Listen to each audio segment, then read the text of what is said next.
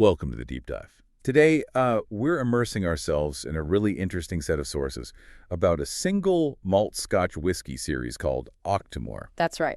Our mission, really, is to quickly get you up to speed on, well, what's often called the world's most heavily peated spirit. But not just the shock value, right? We want to understand the sophisticated, almost scientific thinking Bruichladdich uses to actually make it. Oh, absolutely.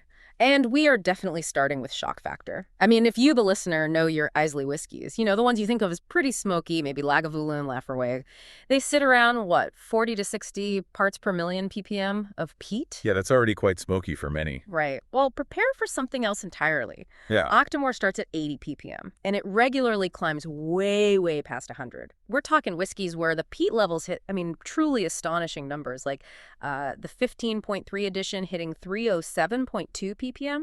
Wow. Okay. That kind of numerical intensity, that's really the core of the fascination here, isn't it? We're discussing a whiskey that's like actively pushing the known limits of flavor, of production. And the distillery doing this is Bruichladdich over on Islay. And it seems really important to understand their whole approach, their ethos.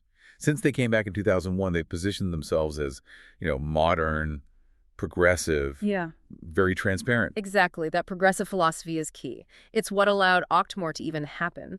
The sources, they define its core identity pretty simply. Super heavily peated Islay single malt Scotch whiskey. Okay, but if the numbers are that, Yeah.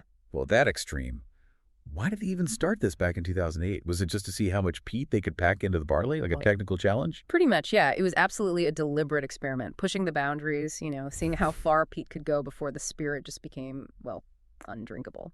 But what's really crucial to the initial idea is that even with all that smoke potential, these whiskeys are often bottled quite young, usually just 5 years old. Only 5. Typically 5 years maturation, and usually at cask strength too, so we're talking 57% ABV, maybe up to 63%. They're young, they're raw, definitely intense. Huh.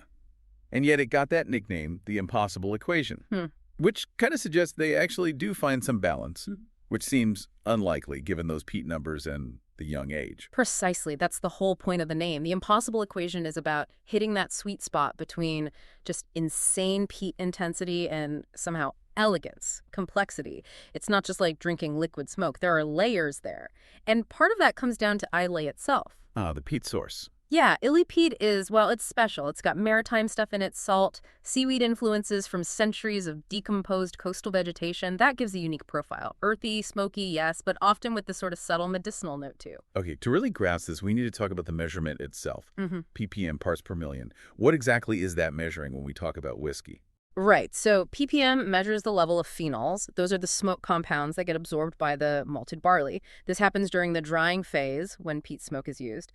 But the key thing, and this is really important, is that this measurement is taken before distillation, before the liquid is even made. I see. So it's the potential, the raw smoke level in the grain itself, not necessarily what you taste in the final glass. Exactly. It's the absorbed potential for smoke. The final taste is heavily influenced by what happens next. And as we said, that potential can be just mind-blowing. You see Laphroaig maybe at 40 ppm, which is plenty for most people. Then you see Octomore going past 300 ppm, like that 15.3. I'm genuinely trying to imagine what sipping something that peaty is like. Is it actually pleasant? Or is it just the distillers showing off what they can technically do? That's the critical question, isn't it? And the answer, connecting it back to Bruichladdich whole approach, is that their specific production method is what turns that super high ppm into something elegant, not just ashtray water. The high ppm number is only half the story. They use very slow distillation, and they use these tall, quite narrow-necked copper pot stills. Okay, and why is that so crucial? The slow distillation and the still shape. Well, distilling slowly, especially with lots of copper contact from those tall stills, it creates a much cleaner spirit, more refined. It actually brings out more fruity notes in the underlying spirit. Ah, so you start with a cleaner, maybe fruitier base spirit. Exactly. Think of it as a cleaner canvas that more refined spirit can actually stand up to and sort of complement the really heavy peat. It stops the final whiskey just tasting like pure smoke. If you just rushed that 300 ppm barley through a quick distillation in a different still, you'd probably get something pretty harsh, maybe even acrid. So the production method is basically engineered to handle that massive peat level. So they've really thought about the whole process. designing the spirit specifically to carry that incredible flavor load. And they're consistent about transparency too, right? Across the whole Octomore line. Oh, absolutely. The whiskey is always bottled without chill filtration and no added colorant. That's part of their commitment to keeping it natural, preserving all the oils and the real character. Makes sense. You wouldn't want to strip anything out when the raw materials are already so intense. Especially not. It's vital when the peat and the barley are so central to the experience. Okay, so that clean spirit from slow distillation, the careful production, Yeah. that's the engine. But the real genius, it seems from these sources, is how they use their labeling system. It tracks the variables in what's basically an annual experiment. That decimal system, the 0.1, 0.2, 0.3, sometimes 0.4, that seems to be the key, the map for understanding what they're testing each year. That's exactly it. It's less about just releasing new products and more like a published scientific study each year. They deliberately control specific variables across the different Audix releases. It lets them and us compare the impact of different things, like cask types or where the barley came from. Okay, let's break that down. We should start with the foundation. Yeah. The 0.1 expression. This sounds like the baseline. The control group for each year's experiment. Correct. The 0.1 is always the reference point, the comparison standard for that year's batch of Octomore spirit, and it's always matured in American whiskey or bourbon barrels. Why always American oak for the 0.1? Because that type of wood lets the peat character really dominate, but it layers it with those familiar vanilla coconut caramel notes from the bourbon. It gives a sort of standard baseline profile, intense peat, but with that recognizable sweetness. Right. Like the Octomore 16.1 example, 101.4 ppm. Yeah. The notes mention that intense peat, but also vanilla, coconut, even a kind of mineral freshness underneath. It's the standard against which the other releases that year are measured. Exactly. Then we move to the 0.2 expression. This is where they change one key variable, the cask. We could call this the cask variable release. It uses the exact same malted barley, same ppm level as the 0.1 from that year, but the maturation profile is totally different. How so? It predominantly uses European oak casks. Think wine barriques, maybe sherry butts, sometimes cognac casks. The goal here is to see how those different woods interact with the super heavy peat.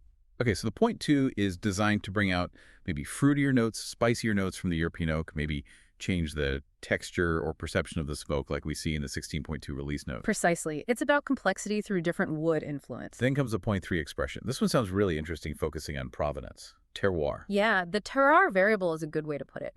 For the 0.3, the barley has to be grown exclusively on Islay, specifically in a single field on Octomore Farm, which is tiny, like just 3 kilometers from the distillery itself. Wow, that's hyper-local, ultra-provenance.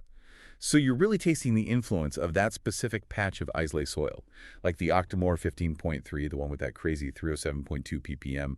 That was matured in a mix of first-fill bourbon and first-fill Oloroso sherry hogsheads. The notes describe it as intensely earthy with burnt sugar, creamy vanilla, but all wrapped in that specific farm-driven smoke.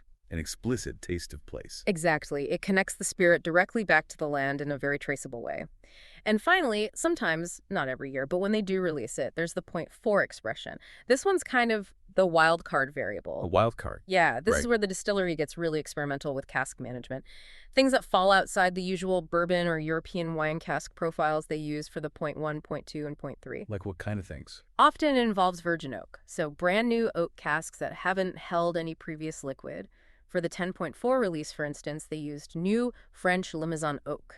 Virgin oak is known for having a huge impact, right? Really spicy, tannic. Massive influence. It adds deep spice, structure, tannins. It's another way they can kind of grapple with that immense peat smoke, give it a totally different frame, a different backbone, see how the peat reacts to that powerful new wood. So this whole system, 0.1, 0.2, 0.3, 0.4, it's incredibly structured, a controlled experiment year after year. It really is. And what's fascinating is that despite all this meticulous control over ppm, barley origin, and cask type, the typical maturation time remains just 5 years, which, really flies in the face of traditional Scotch wisdom about needing long aging. That's what I keep coming back to in my head. If the usual thinking is that age mellows, integrates, softens, Why pull it out at 5 years? Are those 5-year releases meant to be intentionally kind of raw, edgy? I think so, yes. The standard 5-year releases are definitely explosive. They're meant to be potent, showcasing that youthful power, interacting with the peat and the specific cask. Okay, but what happens when they do let it age longer? Do they ever do that? They do sometimes. The sources mention a great example, the Octomore Dialogo's 10-year release. Now, this still had a massive ppm level 208 ppm. So super heavily peated. Right. Still huge. But after 10 years in the cask, something really interesting happened. The sources describe the smokiness as distinctly, dampened, integrated. Dampened, not more concentrated. No, dampened. It suggests that the extra time didn't just concentrate the smoke, it allowed it to meld, to weave into the spirit more deeply. So other flavors could come through. Exactly. Flavors that might have been overshadowed in the 5-year-old. The notes for the 10-year mention things like salt, golden honey, tropical fruits, pineapple, mango showing up, and richer oak notes. The peat becomes part of the chorus, not just the lead singer shouting. Interesting. So the peat softens and integrates rather than just dominating everything forever. Precisely. And that 10-year release really underlines the core Bruichladdich philosophy here. Octomore isn't just about peat. It's about managing peat. They use that wide variety of casks, Oloroso sherry, Amarone wine casks, French oak, virgin oak, bourbon, not just randomly adding flavor, but strategically choosing wood to balance the raw power of that peat and the spirit's youth. So it's intentional cask choices creating complexity, which maybe reduces the need for decades and decades of just sitting passively in a warehouse. That seems to be the idea. It's active management rather than just passive aging. It's all about achieving balance and complexity through deliberate choices, even with extreme raw materials. This has been, a really fascinating deep dive into what sounds like modern whiskey engineering almost. So what's the final takeaway for you? What does Octomore really represent for our listeners? I think fundamentally, Octomore is an intellectual exercise bottled. It's about curiosity. It's a commitment to pushing boundaries, yes, but doing it while meticulously controlling every possible variable, the potential ppm, the barley's origin, terroir, and the maturation environment, cask type. It's scientific rigor applied to flavor creation in a way that, honestly, very few other whiskey producers would even dare to attempt. It's quite remarkable. Yeah. Octomore gets described often as both wild and refined. And the source material really emphasizes that it's made for people seeking, quote, the extreme, the honest, and the terroir-driven. So here's a final thought for you to maybe mull over. If Bruichladdich goal isn't just to make the smokiest whiskey possible, but to achieve this really sophisticated, complex flavor using those extreme raw materials and that level of scientific control, what does that tell us about how we define a classic Scotch whiskey today? Maybe the true modern classic isn't just about age statements or adhering strictly to tradition anymore. Perhaps it's defined by this level of meticulous engineering, this deep understanding and control over every single variable in the process. Something to chew on next time you're analyzing a dram.